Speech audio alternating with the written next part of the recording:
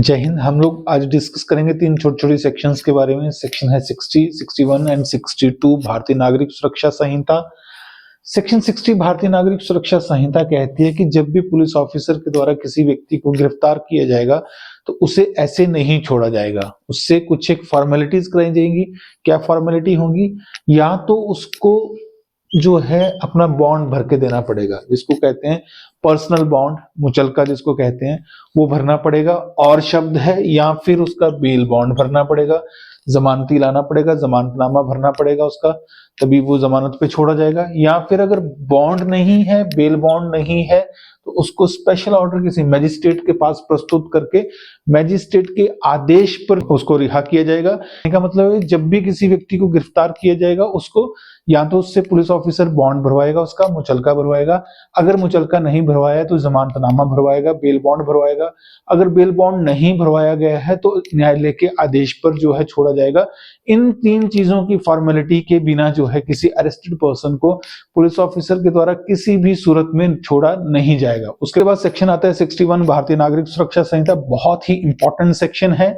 ये कहता है कि जब कोई पुलिस ऑफिसर या फिर किसी व्यक्ति की कस्टडी में कोई व्यक्ति है, पहली कंडीशन है कस्टडी में है, मतलब उसने या तो अरेस्ट किया या फिर उसकी कस्टडी में है, किसी और ने अरेस्ट किया उसकी कस्टडी में दिया है, तो कस्टडी जो है वो लॉफुल होनी चाहिए। और कोई व्यक्ति जो व्यक्ति कस्टडी में है वो भाग जाता है या उसको कोई छुड़ा के ले जाता है, भाग जाता है स्वयं कस्टडी से या फिर उसको कोई छुड़ा कर ले जाता है, तो जिस व्यक्ति की कस्टडी में वो था उस व्यक्ति को अधिकार है कि वो पूरे भारतवर्ष में कहीं भी उसका पीछा करके उसको गिरफ्तार कर सकता है, पुनः अपनी कस्टडी में ले सकता है। और साथ में ये कहा गया है कि जब वो पुलिस ऑफिसर या ऐसा व्यक्ति जिसकी कस्टडी में वो अभियुक्त था उस अभियुक्त का पीछा करते हुए जब भी कोई कार्रवाई करेगा तो उसमें धारा 44 बीएनएसएस के प्रोविजंस लागू होंगे, चाहे उसके पास वारंट है या अरेस्ट अथॉरिटी है या नहीं है। कहने का भाव है कि 44 बीएनएसएस में हमने पढ़ा था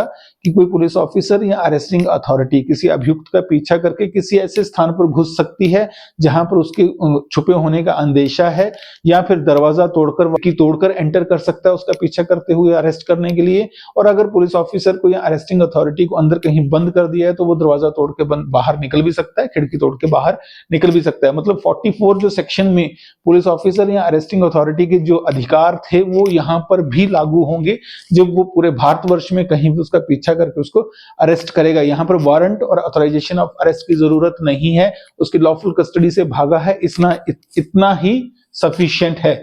उसके बाद है सेक्शन 62 भारतीय नागरिक सुरक्षा संहिता।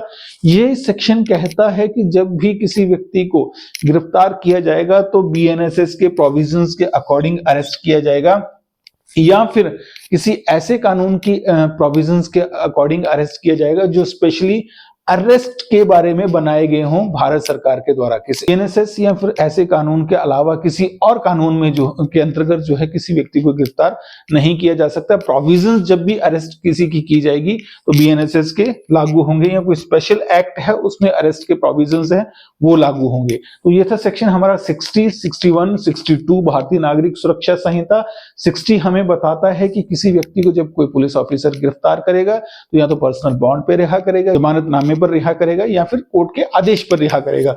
61 भारतीय नागरिक सुरक्षा संहिता कहता है कि जिस व्यक्ति की लॉफुल कस्टडी में कोई अभियुक्त है और वो भाग जाता है या उसको कोई छुड़ा के ले जाता है तो वो पुलिस ऑफिसर या अरेस्टिंग अथॉरिटी पूरे भारतवर्ष में उसका पीछा करके उस अभियुक्त को पुनः अपनी कस्टडी में ले सकता है, गिरफ्तार कर सकता है। और 62 भारतीय नागरिक सुरक्षा संहिता हमें बताता है कि जब भी किसी व्यक्ति को अरेस्ट किया जाएगा बीएनएसएस के प्रावधानों के अनुसार अरेस्ट किया जाएगा या किसी अन्य कानून के प्रावधानों के अनुसार अरेस्ट किया जाएगा जो अरेस्ट के लिए बनाया गया है। तो मिलते हैं हमारे अगले वीडियो में। चैनल को सब्सक्राइब जरूर कीजिएगा। जय हिंद, जय भारत।